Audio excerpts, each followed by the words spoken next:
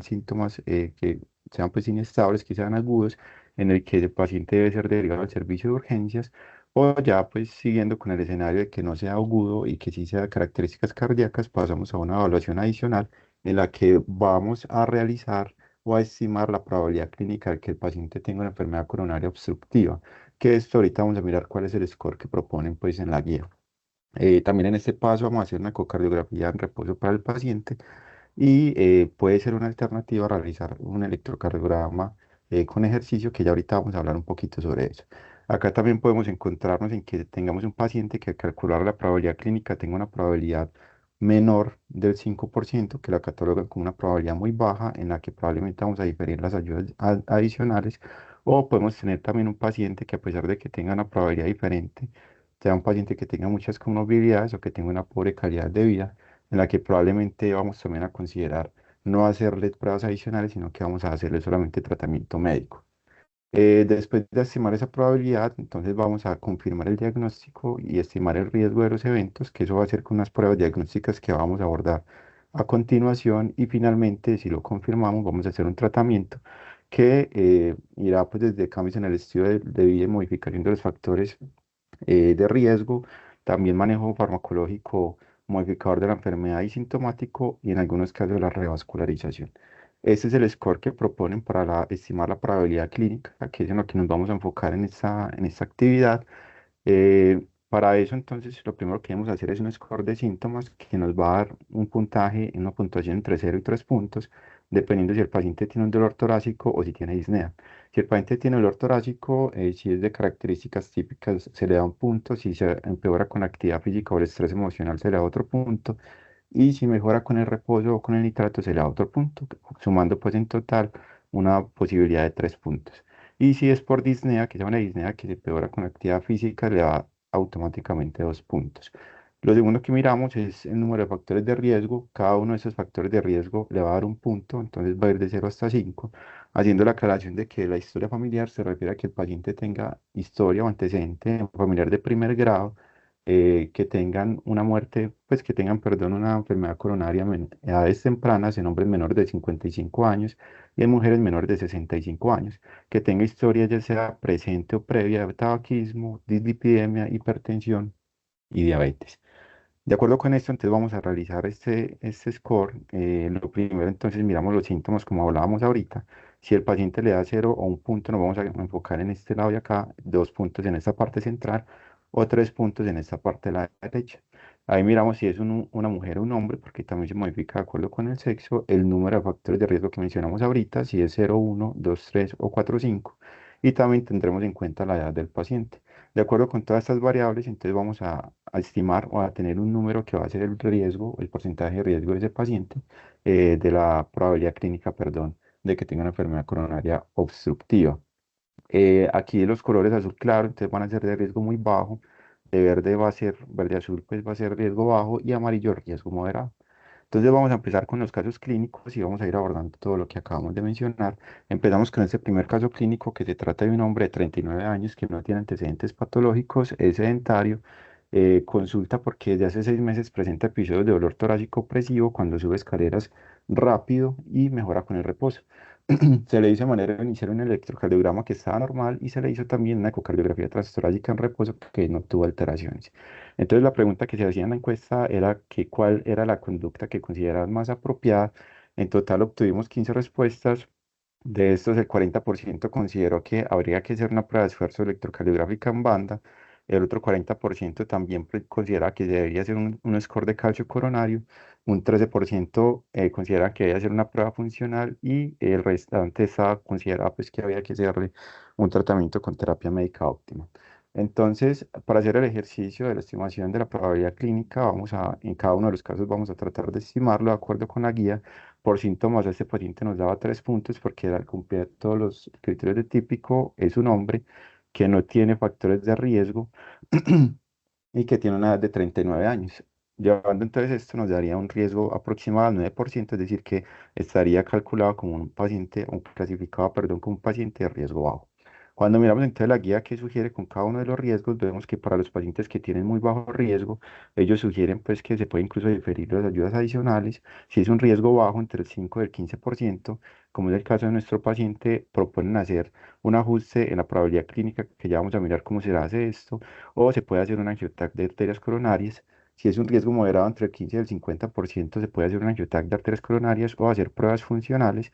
Si es un alto riesgo, entre el 50 al 85% recomiendan pruebas funcionales solamente. Y si es muy alto riesgo, por encima del 85%, recomiendan entonces que se haga de entrada una angiografía coronaria. Entonces, en el contexto de nuestro paciente que es un riesgo bajo, y también pues hablando de una vez de los pacientes de riesgo muy bajo, recordemos que cuando es menor del 5% puede diferir por las ayudas, pero cuando está entre el 5 y el 15%, que es el riesgo bajo, lo que sugiere la guía es que se haga una reclasificación, que esa reclasificación se pueda hacer idealmente con el score de calcio, y ya si no contamos con el score de calcio, pues se podría utilizar la prueba electrocardiográfica en banda, que ya ahorita la vamos a mencionar. El score de calcio lo que hace entonces es que estima en las arterias coronarias cuál es la presencia pues, de calcio que documenta o que refleja la enfermedad aterosclerótica que tiene ese vaso. Vemos que desde estadios tempranos de la aterosclerosis realmente uno puede empezar a observar cambios, como se ven en estos cortes longitudinales y transversales, en el que por ejemplo acá, que lo ejemplifican pues que no tiene enfermedad aterosclerótica, el vaso se ve normal. Ya a medida que empieza a tener el vaso enfermedad aterosclerótica, empiezan a aparecer depósitos de calcio y eso es lo que hace el score de calcio coronario. Mira en todos los vasitos con una tomografía simple y estima, de acuerdo con las unidades de Agatston, cuál es el score de calcio del paciente. Acá vemos tres ejemplos. Uno es este en el que vemos que no tiene pues, un score de calcio de cero porque no tiene ninguna calcificación. Aquí vemos un score de calcio que en promedio es menor de 100, en el que vemos un poquito de calcio pues, en la arteria ascendente anterior. Y aquí vemos uno que sí tiene pues, un score de calcio mayor de 300, en el que vemos que tiene compromiso del tronco, también de la circunfleja de la descendente anterior. Hay que tener presente que los pacientes jóvenes, es decir, los menores de 40 años, usualmente pues no es frecuente que tengamos enfermedad coronaria obstructiva y cuando la tenemos solamente en el 60% incluso podemos tener un score de calcio normal. Comparado con los ancianos o los pacientes de edad avanzada, especialmente por encima de los 60 años, que cuando tienen, precisamente tienen, es muy frecuente que tengan un score de calcio alto y solamente el 9 o 10% de ellos va a tener un score de calcio de cero. Cuando ello se refiere entonces del ajuste y la reclasificación, puede ser para incrementar el riesgo, la probabilidad o para disminuir la probabilidad. Estos son criterios para incrementar la probabilidad en la que vemos que el paciente puede tener cambios electrocardiográficos, ya sea en reposo con el ejercicio, disfunción ventricular, arritmias ventriculares, enfermedad arterial periférica o tener pues una calcificación coronaria preexistente en una tomografía. O esta es la reclasificación que sugieren con el score de calcio. Aquí vemos entonces que en esta parte inferior está la probabilidad que calculamos con el puntaje que veíamos ahorita que propone la guía. Aquí vemos el score de calcio, si es de 0, si es de 1 a 9, de 10 a 99 o hasta mayor de 1000. Y lo que debemos hacer es entonces emparejar este riesgo con este score de calcio para recalcular en este lado cuál es el score del paciente. Entonces, haciendo el ejercicio con nuestro paciente que le dio una probabilidad del 9%, estaríamos parados acá. Suponiendo que se le hiciera un score de calcio que le diera de cero, entonces subiríamos acá hasta donde está esta línea negra y vemos que entonces la probabilidad ajustada de enfermedad coronaria obstructiva para nuestro paciente sería cercana al 2% aproximadamente. Entonces, lo que busca precisamente este score de calcio, lo que proponen ellos en este riesgo bajo, es hacer una reclasificación para tener más pacientes con riesgo clasificados pues como riesgo muy bajo. De hecho, se ha visto que con esto se incrementa el riesgo, esa categoría, perdón, hasta 3 veces más, pasando desde un 12% hasta un 38%. Acá tenemos la prueba de esfuerzo en banda. La guía lo que sugiere es que se haga un escenario de baja probabilidad y lo que busca es reproducir los síntomas pues, a medida que el paciente va haciendo ejercicio. Realmente lo que dice la guía es que la sensibilidad y la especificidad son cercanas al 60%, que no son tan buenas y que deberíamos hacerlo solamente cuando no tengamos forma de realizar un score de calcio a nuestro paciente porque no lo tengamos pues disponibles. De resto, si lo tenemos disponible, lo ideal es hacer un score de calcio. Entonces, de acuerdo con este primer caso, tenemos las primeras preguntas para el servicio de cardiología. La primera es qué consideraciones tienen sobre este caso clínico y tenemos algunas preguntas específicas que las voy a realizar de una vez y es que si es frecuente que en la práctica clínica diaria ambulatoria de cardiología se utiliza el score de calcio coronario para reclasificar a los pacientes, especialmente qué consideraciones hay que tener en los pacientes menores de 40 años. La otra pregunta es cuál es la utilidad de la prueba de estrés electrocardiográfica en banda en este contexto. Y finalmente, si yo tengo un paciente que luego de reclasificarlo, el paciente continúa con una probabilidad del 5 al 15%, ¿cuál sería la prueba que recomendarían en este escenario? Si sería un angiotac de coronarios o pruebas funcionales.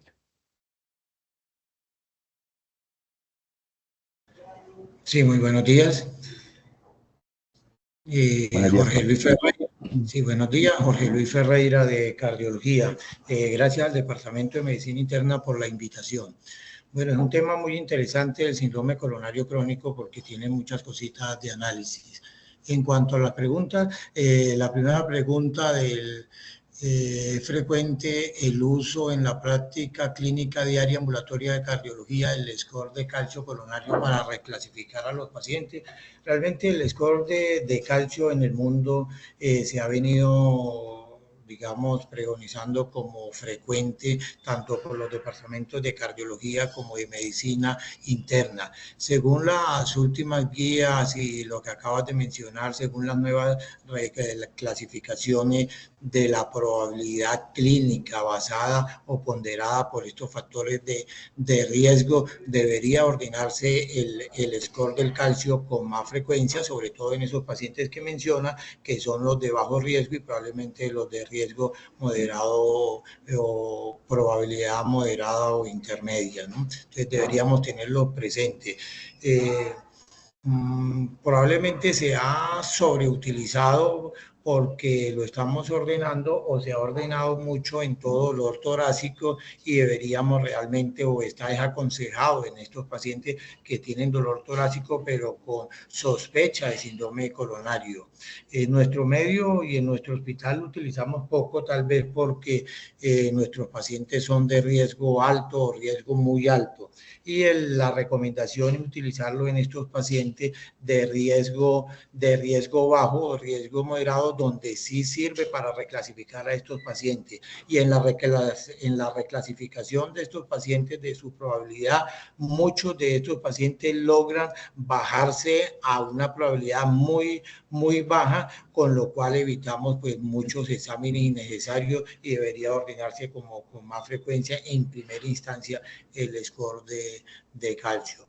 En los pacientes menores de 40 años, probablemente sin síntomas, no tengan ninguna indicación, pero la guía realmente no aclara una edad ni tampoco un sexo determinado, siempre y cuando los pacientes después de 30 años tengan una clasificación ya de riesgo bajo intermedio, deberíamos ordenarle en tamizaje, sobre todo si los síntomas obedecen, debería ordenarse el score de calcio en todos los pacientes independientes de la edad y del sexo. ¿Cuál es la utilidad de la prueba de estrés electrocardiográfica en banda en este contexto? Pues la guía realmente no aclara como primera línea la prueba de esfuerzo y siempre en estos pacientes de riesgo bajo o riesgo intermedio, probabilidad baja o probabilidad intermedia deberían ordenarse en primera instancia el score de calcio y la prueba de esfuerzo, que es una prueba en cierto modo funcional, deberíamos reservarla para aquellos pacientes donde tenemos dudas en el diagnóstico, sobre todo que no tenemos claro si los síntomas son coronarias, no tenemos clara su clase funcional, queremos objetivizar otras cosas como la presión arterial con el ejercicio, objetivizar si hay arritmias o no, y tendría esa utilidad. En nuestro medio tiene bastante cabida porque es una herramienta que la tenemos a la mano, fácilmente realizada con muy buena reproducibilidad, a pesar de que su sensibilidad sea baja, en nuestro medio la estamos utilizando bastante y tiene cabida en este escenario, entendiendo siempre que esta prueba debemos reservarla cuando el score de calcio realmente no lo tenemos a la mano, sobre todo en esos pacientes de baja probabilidad y de riesgo y de baja probabilidad y probabilidad intermedia. Nos va a ayudar prácticamente a complementar cualquier estimación del riesgo. Si luego de reclasificar al paciente continúa en probabilidad de 5 al 15%, ¿cuál es la prueba que recomendarían en este escenario? ¿Una angiotaxia coronaria o pruebas funcionales? Cuando nosotros estamos en ese riesgo bajo del 5 al 15% y el score del calcio de pronto no nos ayudó a reclasificar ese paciente, uno pudiera usar las dos pruebas. Sin embargo, uno se puede decantar algo por una prueba funcional porque va a tener, como dije, otras variables que va a ayudar como a estimar ese riesgo o va a sumar como son en las pruebas funcionales los cambios electrocardiográficos que van a ser muy importantes para estimar o adicionar a ese riesgo. En la prueba de esfuerzo hay un score que es el score de Dude que está basado en tres variables que son los cambios electrocardiográficos, que es el tiempo que dura dentro de la prueba y si hubo síntomas o no. Y esto nos va a ayudar a adicionar una variable de riesgo a la que ya tenemos. Entonces, en este caso, en esta probabilidad baja, yo me iría por una prueba funcional como la prueba de esfuerzo más que el angiotal, que lo estamos a veces sobreutilizando mucho en nuestro medio. Muchas gracias y quedamos atentos como a otras discusiones. Listo, profe, muchísimas gracias. Bueno, vamos a seguir entonces con el segundo caso. El segundo caso se trata de un hombre de 55 años, es conductor de bus, con antecedente de hipertensión arterial crónica y diabetes mellitus tipo 2. Consulta porque desde hace 4 meses presenta episodios de dolor torácico opresivo retroesternal cuando sube escaleras más de un piso a una velocidad normal, que se dé con el reposo. El electrocardiograma y la ecocardiografía transtorácica en reposo están normales. La pregunta entonces era la misma: ¿cuál considera que sería la conducta más apropiada? El 46%, casi 47% respondieron que era un angiotac de arterias coronarias. El 40% consideró que debería ser una prueba funcional, pues un ecocardioestrés con dobutamina o una perfusión miocárdica. Y el 13% consideró que debía ser llevado a coronariografía de manera inicial. Entonces, volviendo a hacer el ejercicio, tenemos un paciente que por score de síntomas le da 3 puntos, es un hombre. En este caso ya tenemos tres factores de riesgo y tiene una edad aproximada perdón, tiene una edad entre 50 y 59 años, dándonos entonces un riesgo, una probabilidad del 27%, que sería una probabilidad moderada. Cuando miramos entonces acá lo que recomienda la guía para la probabilidad moderada, que va del 15 al 50%, recomiendan realizar una angiotaxia de arterias coronarias o realizar una prueba funcional. Entonces aquí vamos a mirar unos aspectos como sobre estas pruebas. Empezamos con la angiotaxia de arterias coronarias. Este nos permite visualizar la aterosclerosis en las arterias epicárdicas y detecta estenosis de más del 50%, con una sensibilidad del 95% y una especificidad que varía entre el 64 y el 90%. Tiene algunas consideraciones y es que en algunos casos requiere premedicación porque la frecuencia cardíaca debe estar baja, debe tener una distribución favorable de calcio coronario con una gasto menor de 400 y el paciente debe tener la capacidad para contener la respiración, porque se necesita una apnea pues, que puede ser entre 5 a 10 segundos. Además, el angiotac de arterias coronarias nos permite descartar también diagnósticos diferenciales como son embolia pulmonar o también la disección aórtica. Acá vemos entonces que realmente la guía lo recomienda para las probabilidades entre el 5 y el 50%, es decir, entre baja e intermedia, y está contraindicado pues, en estos casos que están por acá en este cuadro. La ecocardiografía con estrés tiene un mayor uso en nuestro medio, se hace con ejercicio o, de manera, o con ayuda de medicamentos como la butamina o vasodilatadores como el dipiriamol. Es operador dependiente con una sensibilidad entre 80 y 90% y una especificidad entre el 85 y el 95%. Requiere que tenga una buena ventana acústica el paciente y el contraste mejora el rendimiento. Cuando hablamos de contraste, hablamos específicamente de microburbujas que se le colocan al paciente para poder visualizar mejor estas estructuras. Aquí vemos entonces que realmente la guía lo sugiere para riesgo moderado o alto, es decir, entre el 15 y el 85%. La perfusión miocárdica evalúa entonces la actividad metabólica de los miocardiocitos. Eso se puede hacer por PET, por espeto, por resonancia. Tiene un buen rendimiento diagnóstico con una sensibilidad del 80-90% y una especificidad del 70-85%. Tiene un riesgo que puede dar falsos negativos por el concepto de isquemia balanceada, y es que pues, si hay dos vasos que están obstruidos en igual proporción, probablemente el examen va a mostrar que no está alterado, pero en realidad sí están alterados los dos. Y además, pues se puede exponer al paciente a radiación. Acá también está recomendado para riesgo moderado o alto, entre el 15 y el 85%, que es donde vamos a hacer pues en estos pacientes. Así pues, entonces, para estos pacientes que tienen riesgo intermedio o moderado, realmente la guía sugiere pues, que se podría utilizar una angioterapia de arterias coronarias y ya pues dependiendo del escenario y dependiendo también como la experiencia que yo tenga local y con lo que yo cuente, pues puedo considerar las otras ayudas de pruebas pues, no invasivas. Aquí vemos esta gráfica en la que la guía recomienda que para los pacientes de riesgo bajo o moderado podemos hacer pruebas anatómicas como son las de arterias coronarias. Para los de moderado o alto riesgo podemos hacer pruebas funcionales y para los de muy alto riesgo vamos a llevarlos entonces a angiografía coronaria.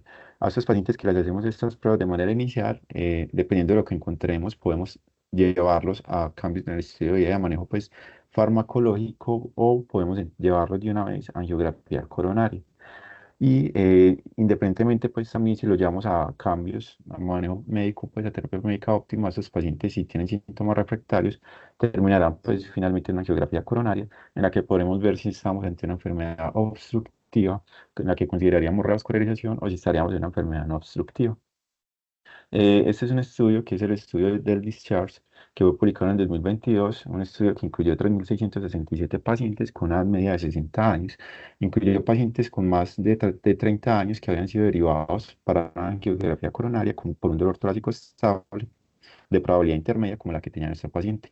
Lo que se comparó fue hacer una angiotac de arterias coronarias o llevarlos a angiografía y lo que buscaban era, los desenlaces eran eventos cardiovasculares mayores dados por muerte cardiovascular, infarto de miocardio no fatal o una ACV no fatal y también las complicaciones relacionadas con el procedimiento. El seguimiento que realizaron fue un seguimiento que se hizo durante 3.5 años y lo que encontraron es que realmente para el desenlace primario, que era para los eventos cardiovasculares mayores, no hubo diferencias estadísticamente significativas entre utilizar angiotac o utilizar una angiografía, pero cuando miraron las complicaciones asociadas con el procedimiento, especialmente por las mayores, sí hubo menos complicaciones en el grupo de angiotac comparado con la coronariografía, pues con la angiografía coronaria, con diferencia estadísticamente significativa. Entonces aquí la pregunta que tenemos para el servicio de cardiología, lo primero es qué consideraciones tienen sobre este caso clínico y tenemos una pregunta específica y es qué consideraciones debemos tener en cuenta como internistas para elegir una de las dos pruebas que recomienda la guía en los pacientes con probabilidad intermedia, si angiotac de arterias coronarias o pruebas funcionales. Bueno, buenos días y gracias por la invitación. Pues en cuanto a las consideraciones del caso, yo quisiera primero hacer un énfasis general en el sentido de las pruebas de estratificación de riesgo basados en la probabilidad, ¿cierto? Entonces, las pruebas diagnósticas en el síndrome coronario crónico lo que nos buscan es tratar de establecer, uno, si el paciente tiene o no enfermedad coronaria, y dos, cuál es el riesgo de esta enfermedad coronaria de eventos para definir conductas. Y eso es importante porque en lo que hemos visto hasta ahora, y en los casos previos, es mirar cómo podemos bajar la probabilidad hasta un punto en que tal vez no tengamos que hacer intervenciones. Pero cuando ya el paciente empieza a subir la probabilidad de enfermedad coronaria con los puntajes que, pues con el score que la guía nos propone, que ya has mostrado muy bien cómo se usa, entonces ahí ya yo sí lo que voy a definir es, listo, muy probablemente mi paciente sí tiene enfermedad coronaria, ¿cuál es el riesgo de esa enfermedad coronaria para definir intervenciones? Entendiendo que si mi paciente no tiene riesgos altos, el tratamiento va a ser médico y eso es algo muy importante porque tenemos que dejar de lado el prueba positiva igual a cateterismo, que es lo que rutinariamente se hace. Y aquí vamos a tener pruebas positivas, es para decir que mi paciente tiene enfermedad coronaria y para eso vamos a empezarle tratamiento médico como primera línea en la gran mayoría de los pacientes sin necesidad de llevarlos a intervenciones, entendiendo la fisiopatología y el contexto del síndrome coronario crónico. Basado en esos también, y como lo decía ahorita Jorge, tenemos un problema con el angiotac de coronarias y desafortunadamente ahí medicina interna es uno de los servicios que más está usando de la prueba. No me refiero necesariamente pues el grupo local, pero sí en general, y es que se vienen realizando angiotac de coronarias porque sí, al pacientes asintomáticos, que como muy bien tú pues ya lo has mencionado, no tienen indicación de realizarle pruebas diagnósticas, se les está realizando angioTAC de coronarias y se está encontrando enfermedad coronaria, que los están llevando a intervenciones cuando primero no deberían haber tenido la prueba y segundo cuando la prueba no indicaba necesariamente intervención. Entonces lo que tenemos que tener claro es eso. Según la probabilidad, yo que estoy buscando si es descartar la enfermedad bajando la probabilidad o al aumentar la probabilidad simplemente definir el riesgo para saber si le voy a dar manejo médico o si mi paciente va a necesitar alguna intervención o no.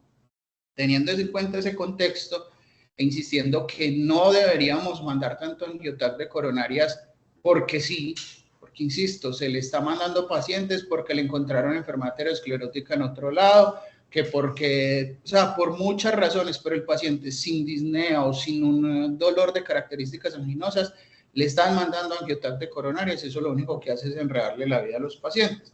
Específicamente, la decisión entre cuál prueba realizar, como pues ya tú lo mencionaste muy bien, a los pacientes con improbabilidad baja o intermedia, es decir, entre el 5 y el 50%, la guía es clara en decir que el estudio de elección es el angioTAC de coronarias. Sin embargo, el que sea el estudio de elección no quiere decir que siempre se le puede mandar a todos los pacientes y por eso le dejan a uno la opción de las pruebas funcionales. Porque si el paciente no tiene las condiciones para tener una buena calidad de imagen en el angioTAC de coronarias, pues entonces obviamente no se debe mandar ese estudio. Y ahí viene el otro problema con el angioTAC de coronarias. En general, cualquiera de los estudios que yo voy a realizar, la guía lo primero que le dice a usted es disponibilidad y experiencia. Y desafortunadamente, y hay que decirlo así, en el angioTAC de coronarias falta mucha experiencia, porque una de las contraindicaciones, porque tú ahí lo mencionabas como clase 3, es que el paciente tenga un score de calcio coronario alto, más de 400. Cuando el paciente tenga más de 400 de score de calcio, el angioTAC de coronarias no se puede realizar porque la calcificación coronaria no va a permitir ver el lumen de los vasos. Sin embargo, es demasiado frecuente que nos llegan los pacientes con angioTAC de coronarias, primero mal solicitados, pero segundo, que el paciente tiene un score de calcio alto y sin embargo le hacen el angioTAC de coronarias y hacen una lectura y una interpretación de esas coronarias que no se debieron realizar. Entonces ahí tenemos muchas dificultades con eso. Siendo netamente académico, la respuesta académica es si el paciente no tiene las condiciones para un TAC de coronarias, es decir, que no tenga un score de calcio alto, que tolere las apneas, que tolere el decúbito, que tenga una buena calidad de imagen, que se tenga un buen tomógrafo y que se tenga alguien que realmente las pueda leer bien, el angioTAC de coronarias en todos los pacientes entre el 5 y el 50% es el examen de elección. Pero cuando yo no tengo esas condiciones o si mi paciente no tiene la capacidad pues, de tolerarme bien un angioTAC de coronarias, las pruebas funcionales se deberán escoger, pero también las pruebas funcionales van a depender del contexto de cada paciente. Es decir, yo tengo que mirar si el paciente va a tener una buena ventana para un ecocardioestrés, tengo que mirar cómo está su ritmo o si tiene algún tipo de arritmia, pues para poder definir cuál de las pruebas funcionales le voy a realizar. Tener en cuenta que lo que tú mencionabas de la isquemia balanceada aplica es para las pruebas de imagen nuclear, no para la resonancia. El problema es que en el medio no tenemos los software de resonancia para hacer resonancia de estrés. Lo que tú mencionas del contraste en ecocardiografía, eso es maravilloso, pero en Colombia no hay contraste para realizar ecocardiografía con contraste. Entonces, por eso siempre las guías lo mencionan así y sigue siendo la principal razón es disponibilidad y experiencia, y ahí ya obviamente depende justamente del centro donde uno se encuentre cuáles son los resultados que mejor rendimiento van a tener. Muchas gracias. Listo. Muchísimas gracias a ustedes, profe. Bueno, seguimos entonces con el tercer caso. Tenemos un hombre de 57 años, es gerente de una empresa con antecedentes de hipertensión arterial crónica, diabetes mellitus tipo 2, enfermedad renal crónica grado 3B a 1, dislipidemia, obesidad grado 2 y tabaquismo activo con un IPA de 30 años paquete. Además, él relata que el padre de un hermano tiene una historia de enfermedad coronaria. El paciente consulta por 5 meses de episodios de dolor torácico opresivo retroesternal cuando camina una cuadra en plano que mejora con el reposo. Se le hizo un electrocardiograma y una ecocardiografía transtorácica que está normal. Volvimos a hacer la misma pregunta en la encuesta y encontramos que el 46,7% respondió que debía hacerse una ecocardiografía estrés con dobutamina, una prueba de perfusión miocárdica. Un 33,3% indicó que debía ser llevado a coronariografía y un 13% indicó que debía ser llevado a una angioterapia de arterias coronarias y el resto respondió que debía hacerse una terapia médica óptima sin estratificación. Entonces volvemos a hacer lo mismo. La intención de esto es que nos quede pues muy interiorizado cómo hacer este cálculo. Entonces tenemos aquí que por síntomas el paciente tiene 3 puntos, es un hombre. En este caso tiene 5 factores de riesgo, tiene una edad entre 50 y 59 años, lo que nos daría por el score una probabilidad del 33%, es decir, una probabilidad moderada. No olvidemos pues que también había una manera de recalcular el riesgo con unos factores de riesgo pues adicionales que estaban en el primer caso cuando lo mencionamos. Pero entonces acá lo que sugiere la guía es que se haga pues una angioterapia de arterias coronarias, una prueba de perfusión miocárdica, o si lo recalculamos y consideramos que el paciente es de alto riesgo, de muy alto riesgo, entonces habría que hacer pruebas funcionales o una angiografía, que ya vamos a tocar un poco sobre este tema. El problema realmente radica en que realmente en la guía no es muy claro cuando el paciente es de alto riesgo o un riesgo muy alto. Cuando uno hace una búsqueda, pues en la guía realmente sugieren pues que pacientes de muy alto riesgo o que pacientes que tengan síntomas refractarios graves o también que tengan una angina pues con un bajo nivel de ejercicio. Estos pacientes deberían llevarse angiografía coronaria, pero no hay realmente dentro de la guía o no encontramos dentro de la guía una definición específica con criterios, así como lo tenemos con nosotros, cuáles son aquellos pacientes de alto riesgo o muy alto riesgo. Acá tenemos entonces un estudio importante que es el estudio de isquemia, que fue publicado en el 2020. Ese estudio incluyó 5.179 pacientes con una edad promedio de 64 años. Lo que tenía era pacientes con más de 21 años que tenían isquemia moderada o grave que se había definido por medio de pruebas de imagen o de ejercicio.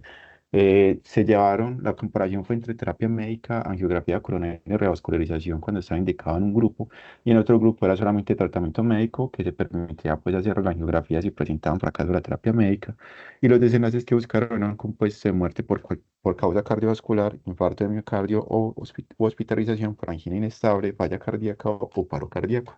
El seguimiento que se realizó fue de 3,2 años y aquí algo muy importante son los criterios de inclusión y exclusión que tuvo en cuenta este estudio. Vemos que dentro de los criterios de inclusión se tomó en cuenta pacientes con edad mayor o igual a 21 años, como mencionaba ahorita, y la isquemia moderada o grave la definían pues de acuerdo con varias pruebas que están pues acá en la imagen y con varios resultados o puntos de corte pues de estas pruebas. Y los criterios de exclusión entonces era que el paciente tuviera un INHA 3 o 4, que tuviera una angina inaceptable pues, de la terapia médica óptima, una FEBI menor del 35%, un síndrome coronario agudo reciente, una tasa de filtración disminuida menor de 30 mililitros minuto o que estuviera pues en terapia dialítica o que el paciente tuviera una estenosis del tronco coronario izquierdo mayor del 50%. Vemos pues que hubo 5.179 pacientes que se la autorizaron para los dos grupos de 2.588 y 2.591 con la medida de seguimiento que les mencionaba ahorita y pues realmente se pudieron seguir pues la mayoría de los pacientes, el 99% de ellos, pero hay una cosa interesante y es que a los pacientes se les realizó, no a todos, pero sí se les realizó una angiografía, una angiotac de coronarias. Más o menos al 7% de cada grupo se les realizó porque estaban buscando mirar si los pacientes tenían enfermedad del tronco o si no tenían pues una enfermedad obstructiva como tal. Lo que vemos entonces es que en los desenlaces que se presentan en el estudio de isquemia no hubo pues realmente diferencias estadísticamente significativas ni en el compuesto primario ni tampoco en los otros desenlaces como la muerte por cualquier causa o el infarto agudo de miocardio.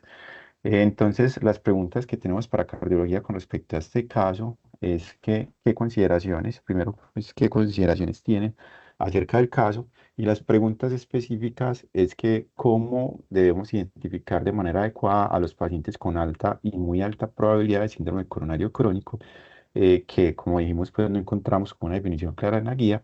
Y además de esto, la pregunta es si teniendo en cuenta esta sección de la imagen que mostramos ahorita, en la que la guía recomienda para alto y muy alto riesgo solamente las pruebas funcionales y la angiografía, si consideran que la angiografía coronaria, el angiotac coronario, podría tener un valor como herramienta diagnóstica en pacientes con alta probabilidad, a pesar de que ellos pues no la sugieran como el examen de elección y de acuerdo pues con lo que vemos en el estudio isquémico. Bueno, muy buenos días a todos. Muchas gracias al doctor Cristian y al doctor David Vélez por la invitación que nos hicieron a esta interesante discusión. Entonces, como consideraciones importantes sobre el caso clínico, recalcar que dentro de lo que nos cuentan o los datos que tenemos del paciente, definitivamente no hay elementos claros que nos permitan establecer que el paciente tiene un alto riesgo o muy alto riesgo. Harían falta quizás como otros datos de la historia clínica para poder definir eso y lo que podría modificar de alguna manera también sería el score de calcio coronario. En ese sentido, ya respondiendo a las dos preguntas, la guía nos propone estas dos clasificaciones, alto riesgo y muy alto riesgo, pero no es clara en definir nosotros, como si hace en los otros escenarios de moderado riesgo hacia abajo, establecer cómo podemos nosotros alcanzar esa clasificación con el paciente. Lo que ellos proponen es o utilizar, aumentar la probabilidad con algunas características específicas o hallazgos del paciente, por ejemplo, cambios electrocardiográficos en el segmento ST, la presencia de arritmias ventriculares, la presencia de disfunción ventricular o la calcificación en las arterias coronarias. Pero sacando el score de calcio coronario, no nos dice cómo nos cambia, por ejemplo, de un riesgo moderado a un riesgo alto, teniendo en cuenta estas características o cuánto es el porcentaje de aumento. Entonces ahí hay una dificultad grande a la hora de establecer esa clasificación de alto o muy alta probabilidad de síndrome coronario crónico en ese escenario. ¿Con qué se quedaría uno? Tratar de buscar en los pacientes esos posibles factores de riesgo. Y si son muchos factores de riesgo, por ejemplo, cambios electrocardiográficos, la presencia de arritmias o de disfunción ventricular, uno podría considerar aumentar la probabilidad pretest de ese paciente. Y finalmente, con un grado de recomendación más baja, el score de calcio coronario. Pero cuando uno mira la gráfica del score de calcio coronario, a los pacientes que uno podría pasar de riesgo moderado a alto o muy alto riesgo, son precisamente aquellos pacientes que van a tener score de calcio coronario que están por encima de 400 y que quizás la utilidad del estudio de la angiotomografía coronaria podría perder validez, como nos mencionó previamente el profe Edison en la respuesta anterior. Cuando vamos a tratar de resolver la segunda pregunta, hay que aclarar algo de entrada con la angiotomografía coronaria. Y es que la angiotomografía coronaria es definitivamente un estudio que tiene una muy alta sensibilidad y por lo tanto un valor predictivo negativo también muy alto. Lo que quiere decir que nos va a servir precisamente en los escenarios que nos propone la guía, que son los pacientes de moderado, bajo riesgo, para tratar de disminuir, de moderado riesgo, para tratar de disminuir eso a una probabilidad muy baja y uno quedarse tranquilo con ese paciente. Muy importante lo que nos mencionaba ahorita también el profe Edison de las consideraciones técnicas del estudio, la preparación del paciente. Definitivamente, como les mencionaba, al tener unos scores de calcio coronario altos, que son los que nos podrían aumentar esa probabilidad, ahí pierde validez el estudio. Si definitivamente el paciente termina clasificándose no por el score de calcio coronario, sino por las otras características de riesgo, en alto o muy alto riesgo, quedaría el escenario que nos acaba de mostrar el doctor Cristian en el estudio isquemia, que es cuando uno sospecha compromiso del tronco principal izquierdo, que es el único escenario en el que tenemos evidencia que nos podría tener alguna utilidad la angiotomografía coronaria.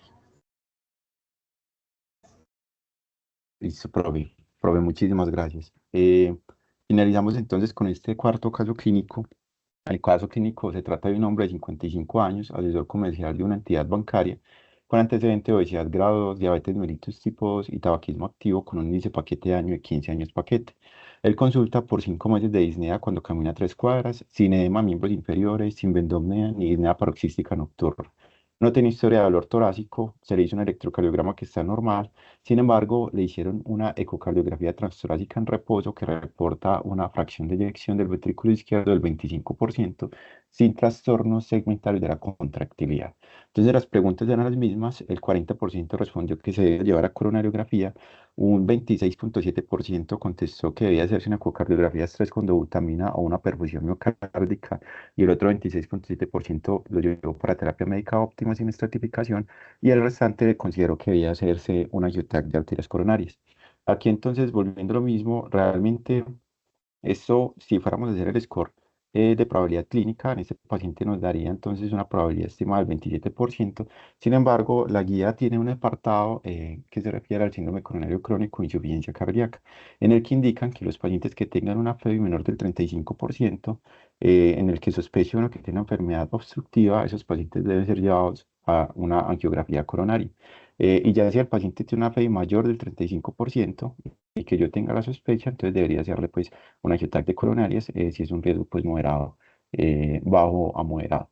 Y tener en cuenta también lo que mencionábamos ahorita del estudio de Isquierni, es que precisamente entre los criterios de exclusión eran pacientes que tuvieron una FEBI menor del 35%. Acá dos estudios para mencionar. Uno es el estudio Stitch, que se publicó en el 2011. Ese estudio tuvo un total de 1.212 pacientes con una edad media de 59 años. Lo que buscaban eran pacientes con FEBI menor o igual al 35%, con enfermedad coronaria susceptible a intervención. Los dividían en dos grupos, que era terapia médica con la intervención o solamente tratamiento médico, y lo que buscaban era el desenlace de muerte por cualquier causa. En este estudio Stitch, el seguimiento se hizo durante 56 meses, es decir, por 2,3 años, y lo que vieron fue que no hubo diferencias estadísticamente significativas. Ese es el enlace primario pues, que ellos buscaban, y no encontraban pues, como diferencias. Sin embargo, se hizo un segundo estudio sobre el mismo grupo, con los mismos autores, que es el Stitches, que fue publicado en el 2016.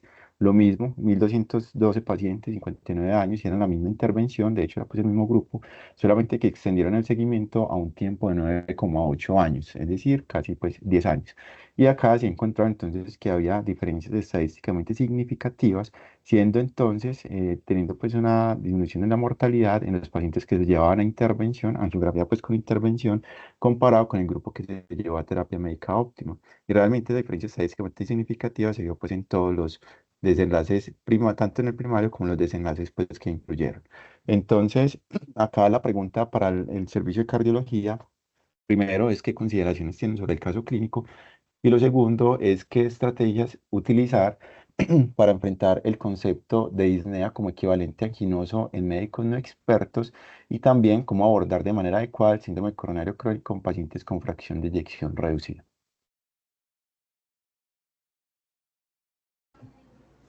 Muy buenos días para todos. Gracias nuevamente al departamento por su gentil invitación a esta sesión de preguntas interesantes en síndrome coronario crónico.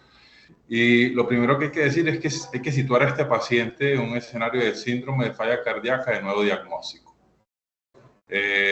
Digamos que de entrada no hay síntomas que apunten a síndrome coronario crónico más allá de la disnea, pero este caso tiene una particularidad y es que tiene disfunción ventricular.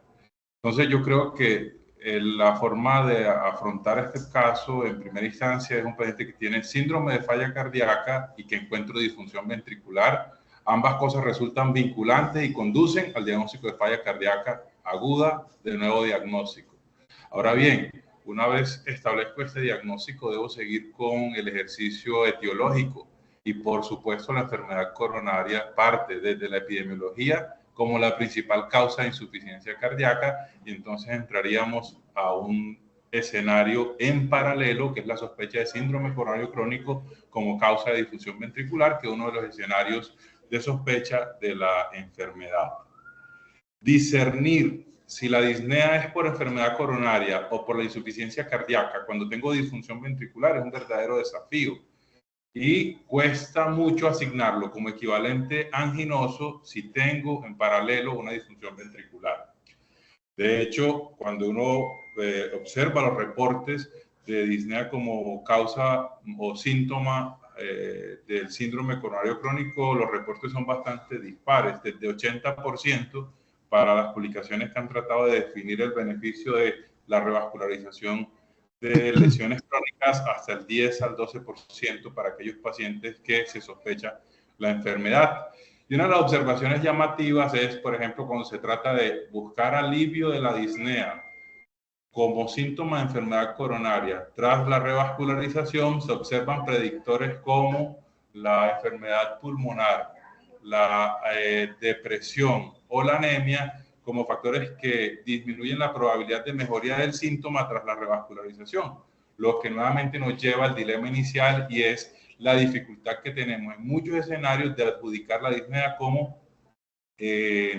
como síntoma del síndrome coronario crónico. Entonces, lo primero, para tratar de aclarar si la disnea es un equivalente anginoso o no, el internista deberá hacer un ejercicio juicioso de las causas misceláneas de la disnea, que no solamente obedecen al corazón, ya sea por síndrome coronario crónico o falla cardíaca, sino a muchos órganos y sistemas y muchas otras condiciones. Excluidas estas causas, creo que sería razonable iniciar el estudio como equivalente anginoso. Ahora bien, el punto final del estudio es enfermedad coronaria en el paciente con disfunción ventricular es determinar el beneficio de la revascularización sistemática. Y fue sorprendente para muchos clínicos, me incluyo en ese grupo, el grado de recomendación que han adjudicado las nuevas guías europeas para la revascularización en los pacientes que tienen disfunción ventricular. Previamente, era por la evidencia disponible, sabíamos que el beneficio de la revascularización sistemática a los pacientes que tienen disfunción ventricular se observa mayoritariamente en el alivio de los síntomas, sin efecto en la supervivencia. Pero la nueva guía, a pesar de que ningún ensayo clínico ha demostrado eso hasta el momento, adjudica que deberíamos revascularizarlo de forma sistemática para disminuir la mortalidad.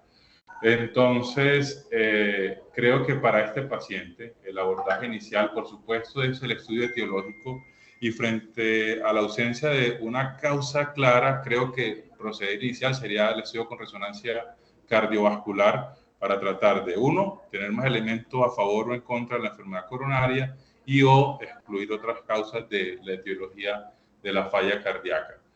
Creo que el cateterismo cardíaco, un paciente que no tiene angina y que tiene disnea, que puede ser explicada por la disfunción ventricular, nos llevaría a un sobrediagnóstico y probablemente una intervención que el paciente no necesitaba ni para disminuir, ni para aumentar su fracción de eyección, ni para aliviar síntomas que en el momento no tenía. Listo, profe. Muchísimas gracias, profe, por los aportes. Entonces, esos eran los casos que traíamos para hoy. Antes de darle de pronto la palabra al profe David, ahí veo que hay una pregunta, profe, en el chat. Entonces, no sé si la respondemos de una vez o... Espérate, yo miro para ver si está ahorita con que... Es una pregunta del profe Santiago. Pregunta sobre el caso 2. Ah, sí, pregunta sobre el caso 2. ¿Su diabetes le da más riesgo de enfermedad? Si quieres colocar otra vez la diapositiva del caso 2. Claro que sí, profe. Su diabetes le da más riesgo de enfermedad multivaso, donde las pruebas funcionales pueden tener falsos negativos. Eso se consideraría en el caso 2, si no cumple condiciones para angiopatía de coronarias, hacer coronariografía, pues su manejo se sugeriría quirúrgico. Pregunta el profe Patiño. Profe, pues, como mi opinión ahí con la pregunta del profe es que lo que entiendo después es que como el paciente tiene riesgo de enfermedad multivaso y nos da riesgo que haga pues que sea pues interpretar las pruebas nucleares y que tenga además de eso pues una contraindicación para hacer una angiotac, por ejemplo una gasto mayor de 400, que entonces ante qué escenario estaría. Yo creería pues, no sé, los profes me corrigen, que ahí solamente nos quedaría la opción pues de la resonancia con la aclaración pues que nos hizo ahorita el profe Edison de que la isquemia pues balanceada se da es en las pruebas nucleares, entonces tendríamos la opción de la resonancia. Sin embargo, pues como no tenemos el software acá en Colombia para hacer esa resonancia, yo creo que sí quedaríamos ante el escenario que plantea el profe Santiago, que es que este paciente la única opción sería hacer la angiografía coronaria. No sé, profe, ustedes qué piensan y también los profes de cardio con la pregunta del profe Santiago.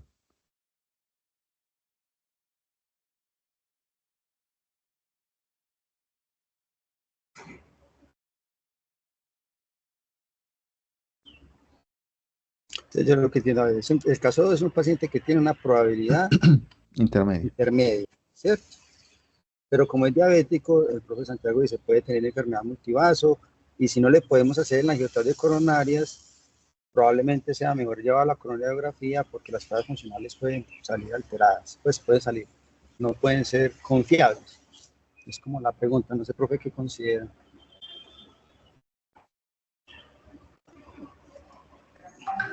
Buenas, ¿me escuchan ahí? Sí. Sí, profe. No, pues o sea, es verdad que el paciente diabético tiene más riesgo de enfermedad multivaso, de enfermedad coronaria compleja.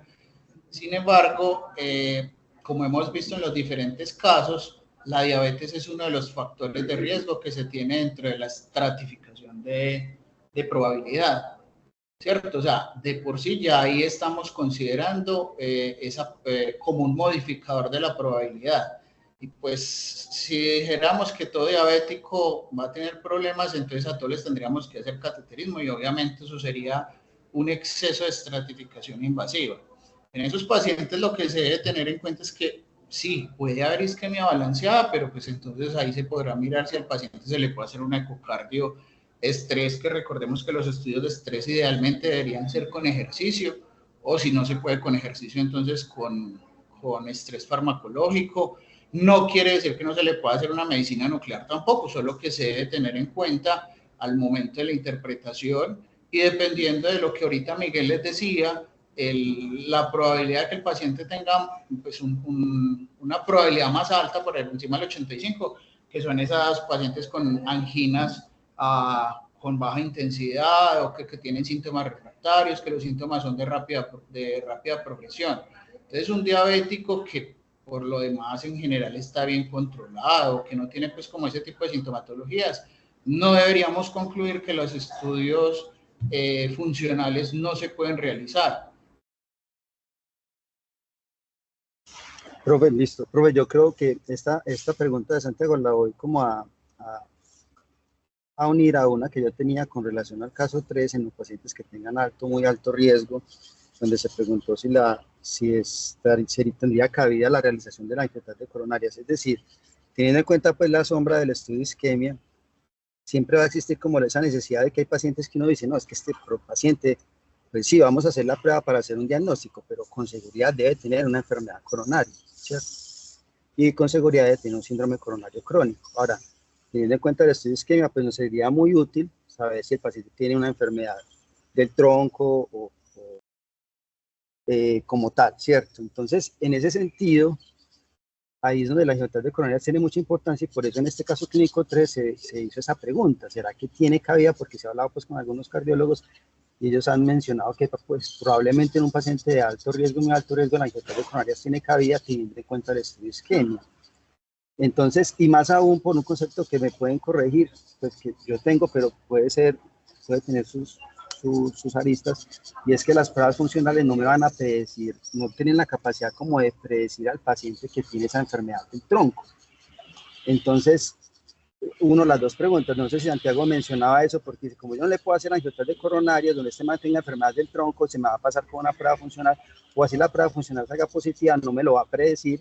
Y en el caso 3, yo tengo un paciente tan enfermo, puedes poner la positiva del caso 3, yo tengo un paciente tan enfermo, con tantas comorbilidades, que yo diga, es que con seguridad tiene síndrome coronario. ¿Yo para qué le voy a hacer una prueba funcional si yo lo que quiero es saber si tiene una enfermedad del tronco para saber si va a hacer terapia médica o no, teniendo en cuenta la sombra del estudio isquémico? Entonces, no sé, profe, que a mí me parece que este punto es como importante, no sé qué nos puede como aclarar el servicio de carga aquí en ese sentido.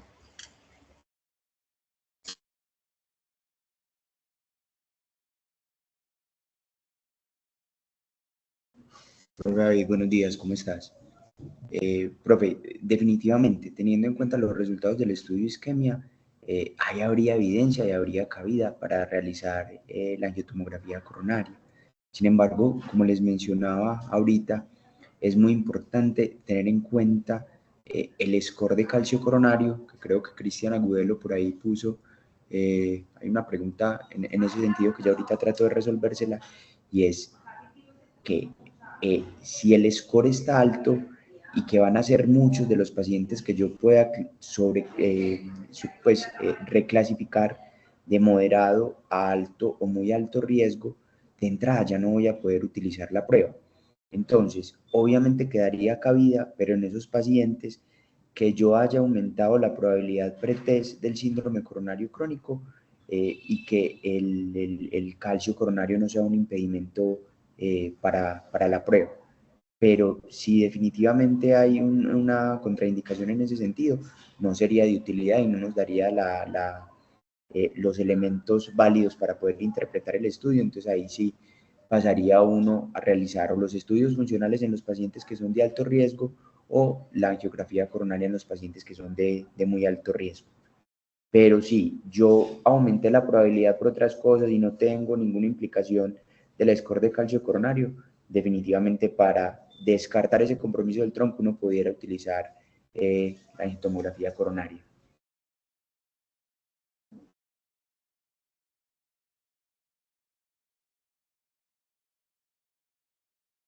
Y tratando de responder, pues respondiendo a la pregunta acá que hace Cristian Agudelo, en el protocolo de la angioTAC de coronaria siempre se debe hacer primero el cálculo del calcio coronario o el score de calcio coronario.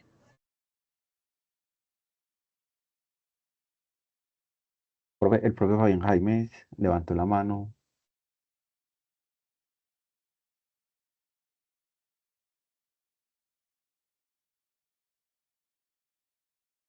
Sí, hola, buenos días. Muchas gracias, Hola, hermano. profe. Ya, bueno, lamentablemente creo que tenemos poquito tiempo, pero me parecía importante, muy importante resaltar varias cosas. Uno, bueno, felicitaciones y muchas gracias por la presentación y la organización de estos trabajos con David, siempre es muy bacano.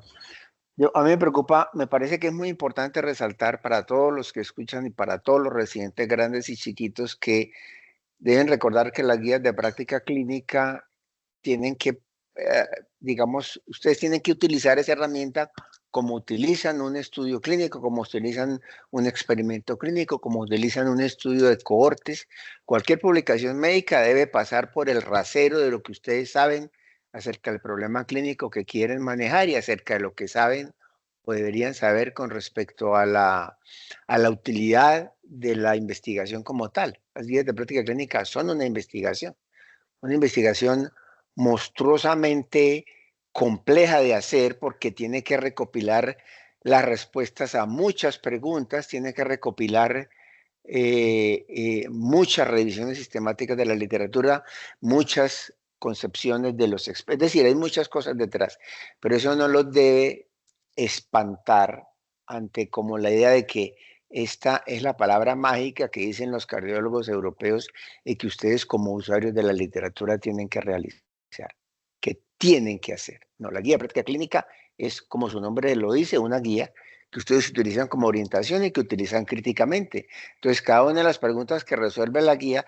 esto tampoco quiere decir que cogemos una guía y volvemos a empezar de cero. Igual que cuando discutimos las revisiones sistemáticas o los metaanálisis, volvemos a hacer la búsqueda. Pero sí hay cositas puntuales que con base en las referencias de los autores, de dónde es que la guía dice que esta es una recomendación de la mejor nivel de evidencia y que le recomendamos para hacer a todo el mundo.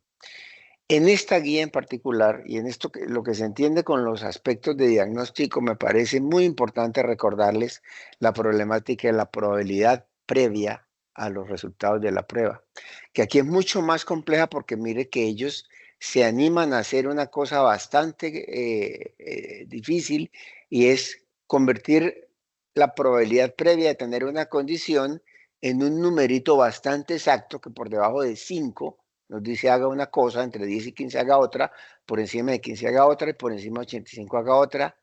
Eso en las películas, en la vida real no es tan sencillo. Entonces me parece muy problemático, me parece importante que revisen, que revisemos conjuntamente qué tan sustentable en nuestro medio, porque es que recuerden que el concepto de la probabilidad previa de la enfermedad no es únicamente la prevalencia, no es únicamente que la prevalencia de la enfermedad coronaria ha disminuido o ha aumentado con respecto a los estudios iniciales de Diamond en los que se analizaron las probabilidades previas de enfermedad coronaria en los 70 o en los 80. No es solo eso, sino que cada paciente, de acuerdo con su historia previa, con sus antecedentes, con su sintomatología, tiene una probabilidad previa diferente de tener la condición.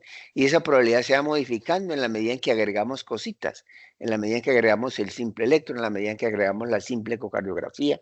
Entonces, el muñeco se ve muy bonito, ¿eh? Y uno queda feliz, bueno, me vengo por acá, que dice hombre, y me vengo por acá, que dice 57 años, y me cruzo por acá, que tiene esto, y quedo en 27, luego le pido, no. Yo tengo mis dudas con ese concepto, y mirando rápidamente, porque yo no he revisado esta guía con detalle, pero mirando rápidamente las referencias, hay una casi que necesidad, entre comillas, de involucrar el puntaje de calcio coronario en la probabilidad preprueba del diagnóstico, y esa es la segunda cosa que creo que necesitamos revisar. Toda prueba diagnóstica, igual que hacemos con los puntajes de predicción de riesgo, toda no, pero la mayoría de pruebas diagnósticas novedosas, al igual que hacemos con los modelos de predicción de riesgo, también necesitan una validación. Entonces, necesitamos estar seguros de que la historia de los puntajes de calcio coronario realmente nos está diciendo actualmente y para nuestro medio que es una herramienta con la suficiente exactitud diagnóstica y con la suficiente utilidad en la clínica como para tomar decisiones en secuencia con ella. Entonces, hay dos cosas grandes que creo que vale la pena retomar. Es, primero, analizar cuidadosamente cómo podemos establecer con la mejor probabilidad, con la mejor exactitud en nuestro medio la probabilidad previa de tener una enfermedad y de acuerdo con eso, por dónde nos vamos desde el punto de vista de la orientación en la solicitud de la prueba específica. Hay una cosa que por acá escribió Edison, es muy claro, eso sí no cambia ni necesita validación, es que nosotros podemos, aunque no podamos jugar con exactitud con el número, sí podemos razonablemente establecer una probabilidad previa de tener una enfermedad en términos de por lo menos alta, media y baja. Es posible en la mayoría de condiciones clínicas y particularmente en el síndrome coronario decir aquí hay una baja probabilidad de enfermedad coronaria, aquí hay una probabilidad dudosa y aquí hay una probabilidad con alta. Y de acuerdo con eso escogemos pruebas de alta sensibilidad, de muy altos valores predictivos negativos, de LR de la prueba negativa muy bajitos cuando la probabilidad es bajita y hacemos lo contrario cuando la probabilidad es alta. Entonces, realmente la prueba se escoge de acuerdo con ese escenario y miren que de acuerdo con eso lo más importante es establecer con exactitud ese escenario que nos permite para dónde coger. Yo no sé si estos casos, David, sean reales o sean simulados para efecto de generar el ejercicio, pero si profundiza, por ejemplo, mi apreciación personal, casi que para la mayoría, por lo menos del 3 para arriba, casi que para la mayoría, yo pensaría en coronariografías. Para el primer señor, en cambio, para ese señor asintomático, si le preguntamos un poquito más acerca de su dolor, por ejemplo, con él, yo no quedaría tranquilo sin una prueba funcional. Pero miren que el ejercicio crítico acá es tratar de establecer con cierta confianza en qué escenario previo de probabilidad estamos para saber para dónde cogemos. ¿Ok? Bueno, perdón la carreta larga como siempre. Felicitaciones y gracias. Profe, muchas gracias. Narváez, pasó la mano.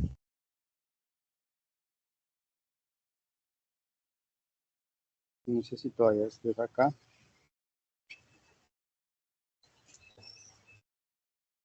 Profe, hola, ahí me escucha. Sí, señor.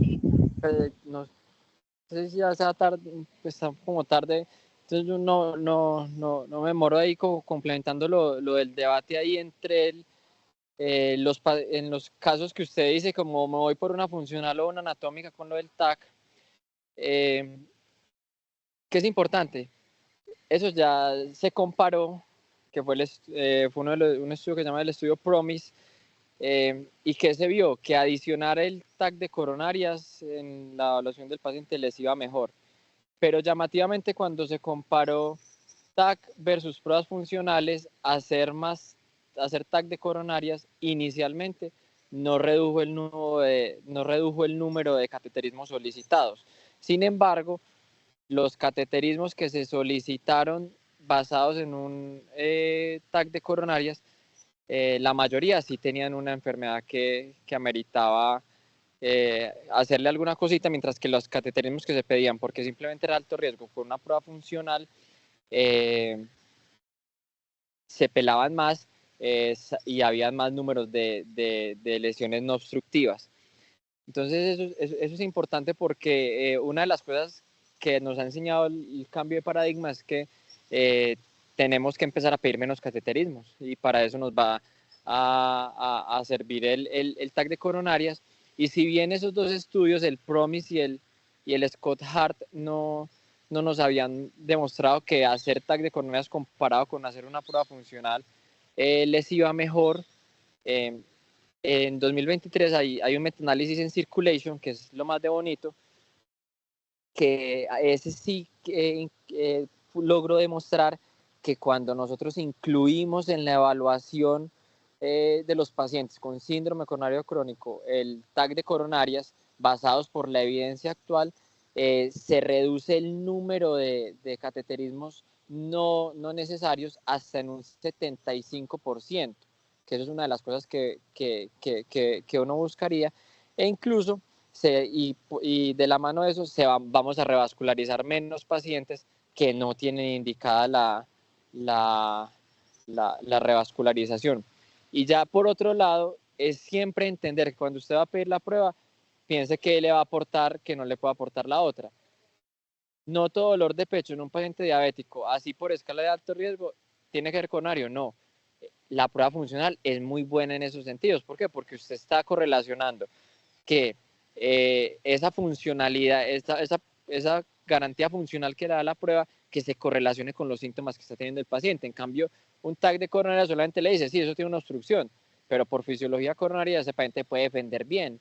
Entonces usted queda sin saber si eso sí realmente explica o no la sintomatología del paciente. Pero por otro lado, el TAC de coronarias, a pesar de que no nos da funcionalidad, pues da otros argumentos, como lo son los predictores de vulnerabilidad de la placa. Entonces, que si la placa tiene baja atenuación o que si tiene el signo de la servilleta, la presencia de microcalcificaciones, etcétera, nos puede decir como que esa placa se puede romper más fácil en el futuro, y eso ya hay evidencia, que fue el estudio PREVENT que salió el año pasado, que eran pacientes que no solamente se les hacía FFR, sino que si tenían FFR normal, se evaluaban si tenían predictores de placa vulnerable por TAC de coronarias, y esos pacientes les fue mejor en el seguimiento, y les fue mejor es hablando de que tenían menos eventos cardiovasculares cuando los revascularizaban, basados por esa vulnerabilidad de la placa. Entonces, no es casarse con una prueba, sino simplemente entender las limitaciones y el objetivo tanto de usted como clínico y del paciente a la hora de tomar la decisión de elegir la prueba y saberla interpretar y tomar unas decisiones adecuadas. Gracias, Alejo. Yo quiero, como para terminar la charla, porque pues, a mí me parece muy valiosa la discusión, no importa que a veces en otras charlas nos hemos demorado este tiempo, y creo que esta lo amerita, porque todos han hecho muchas preguntas y la verdad pues está todo el servicio de cardiología. Quería hacer una pregunta al servicio, en este caso clínico 3, y es que digamos que escogemos según la guía la ecocardio de estrés con dobutamina, pero el resultado me da con alteración de uno o dos segmentos, digamos 2 segmentos, y no hay otras cosas que me indiquen que sea de alto riesgo. Entonces, yo quería preguntar algo. Con ese resultado de esa ecocardio de estrés con dobutamina, ¿quedarían conformes si le harían en terapia médica óptima al paciente, o quedarían bajo la sombra del estudio de isquemia con ese sinsabor, dado que es un paciente tan enfermo como pueden ver ahí, enfermedad renal, diabético, ¿cierto? Antecedente familiar? Da la sensación de que es fundamental, es importante el angioTAC de coronarias para ver si hay enfermedad del tronco, para llevarlo a cateterismo. O sea, yo creo que esa pregunta de pronto podría aclarar esa duda que yo he tenido con relación a esta parte de la guía. Hola, David. Bueno, 2 cosas. Yo estoy de acuerdo que la mejor alternativa para ese paciente sería el manejo médico inicial, y si tiene angina recalcitrante a pesar de un esquema dual de antianginosos, se procedería con un estudio anatómico. Sobre todo porque la recomendación del tronco coronario es una recomendación desde el desconocimiento.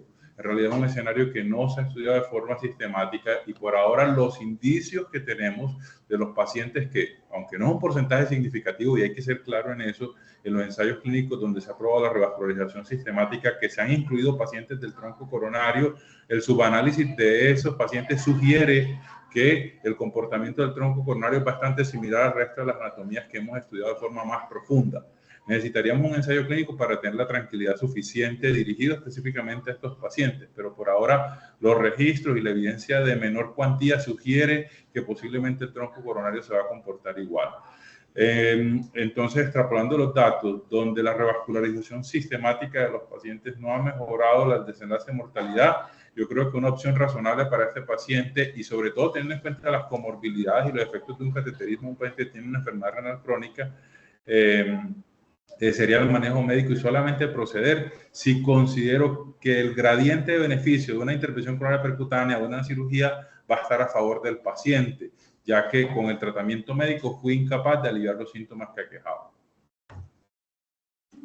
Profe, muchas gracias. Sí, me queda muy clara esa respuesta que acaba de darme. El profe Edison alzó la mano, esto sería la última intervención ya.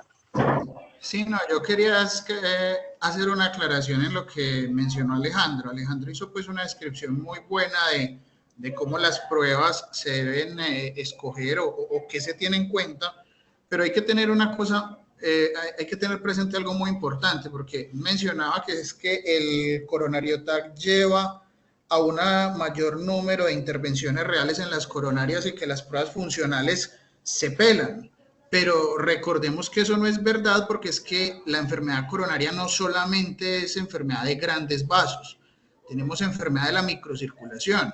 Y cuando en los estudios previos decíamos que el rendimiento de las pruebas funcionales era muy mala, es cuando comparábamos como gol estándar de enfermedad coronaria al cateterismo, pero es que recordemos que el cateterismo solamente nos está diciendo si los tubos grandes están tapados o no, pero los chiquitos también duelen. Entonces, en ese orden de ideas, por eso también la selección de las pruebas tiene que tener en cuenta eso. Aquí no estamos, aquí básicamente los casos y todo el enfoque fue en enfermedad coronaria de grandes vasos, pero recuerden que hay un capítulo específico de enfermedad microvascular, donde ahí sí no hay menor duda que los estudios con los que yo debo definir eso es estudios funcionales, porque la enfermedad microvascular es una enfermedad en esencia funcional, y desafortunadamente los estudios invasivos para hacer confirmación diagnóstica no los tenemos disponibles en el medio, por lo que los estudios funcionales se vuelven fundamentales para nosotros para poder hacer un acercamiento diagnóstico en esos escenarios. Entonces no es que el Coronarial TAC sea mejor, lo que pasa es que el Coronarial TAC está mirando unas cosas, por eso se llama una prueba anatómica, y las otras se llaman pruebas funcionales.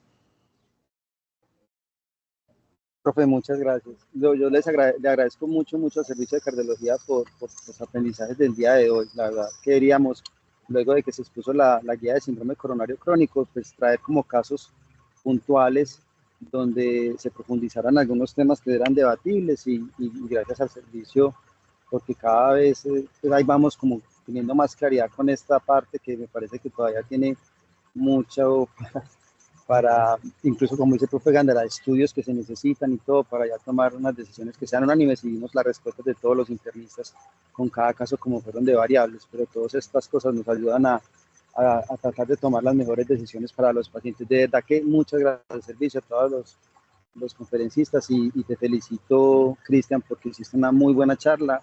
De verdad, hermano, muchas gracias.